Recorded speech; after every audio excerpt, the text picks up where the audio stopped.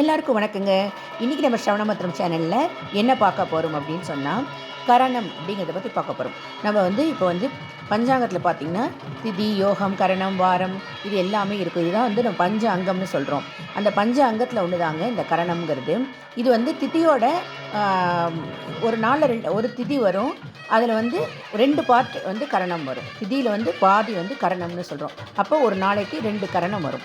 என்னென்ன கரணம் இருக்குது அப்படிங்கிறத முதல்ல நம்ம தெரிஞ்சுக்கலாம். அப்புறம் அந்த கரணத்துக்கான ஒவ்வொரு கரணத்துக்கும் என்னென்ன விலங்குகள் இருக்குது, ஒவ்வொரு கரணத்தையும் நம்ம எப்படிலாம் ஆக்டிவேட் பண்ணலாம், எந்த கரணம் நல்ல கரணம், அந்த கரணத்தில் நம்ம என்ன செஞ்சால் நல்லது, எந்த கரணத்தில் என்ன செய்யக்கூடாது, இப்படி நிறைய விஷயங்களை நம்ம கரணத்தை பற்றி நிறைய தெரிஞ்சுக்க போகிறோம். கரணம் தப்பினால் மரணம்னு சொல்லுவாங்க. அதனால் இந்த கரணங்கிறது ரொம்ப ரொம்ப ரொம்ப முக்கியமான ஒரு விஷயம்.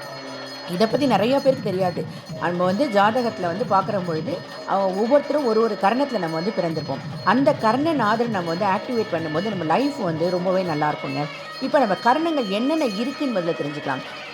முதல்ல இருக்கிறது பவகரணம், பாலவகரணம், கௌலவகரணம், தைத்துளை கரணம், கரசை கரணம், வணிசை கரணம், பத்திரை கரணம், சகுனி கரணம், சதுஷ்பாதம் கரணம், நாகவம் கரணம், கிம்ஸ்துக்னம் கரணம். மொத்தம் கரணம் 11 கரணங்கள் இருக்குது. ஒவ்வொரு நாளுமே 2 கரணம் வரும். பஞ்சாங்கத்தில் பார்த்திங்கன்னா தெரியும். இதேமாதிரி நம்ம பிறந்த ஜாதகத்தில் கூட நம்ம என்ன கரணத்தில் பிறந்திருக்கோம், என்ன யோகத்தில் பிறந்திருக்கோம், என்ன திதி, என்ன வாரம், என்ன நட்சத்திரங்கிறது குறிப்பிட்டிருப்பாங்க. அதை நீங்கள் பார்த்தீங்கன்னா நீங்கள் எந்த கரணத்தில் பிறந்திருக்கீங்கிறது உங்களுக்கு தெரியும். சில கரணங்கள் சுப கரணங்களாகவும் சில கரணங்கள் அசுப கரணங்களாகவும் குறிப்பிடப்படுகிறது. அதில் இந்த அசுப கரணத்தில் நம்ம சில வேலைகளை பண்ணவே கூடாது. எடுத்துக்காட்டாக இப்போ சொல்ல போகிறோம்னா கிம்ஸ்துக்னம் அப்படிங்கிற கரணத்தில் நம்ம மருந்து மாத்திரை சாப்பிடும்பொழுது நமக்கு நோய்கள் உடனே குணமாகும். இதான் நீங்கள் ரொம்ப நாளாக ஒரு நோய்க்காக நீங்கள் மருந்து எடுத்துக்கிறீங்க அப்படின்னு சொன்னால் நீங்கள் அந்த மருந்தை இந்த கிம்ஸ்துக்னம் கரணம் வரக்கூடிய அந்த நேரத்தில் நீங்கள் எடுத்துக்கிட்டிங்கன்னா உங்களுக்கு அந்த வியாதி குணமாகும்.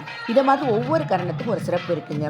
அதை பற்றி நாம் வரும் வீடியோக்களில் பார்க்கலாம். என்னோடய சேனல் பிடிச்சிருந்தால் லைக் பண்ணுங்கள், ஷேர் பண்ணுங்கள், சப்ஸ்கிரைப் பண்ணுங்கள். நன்றி, வணக்கம்.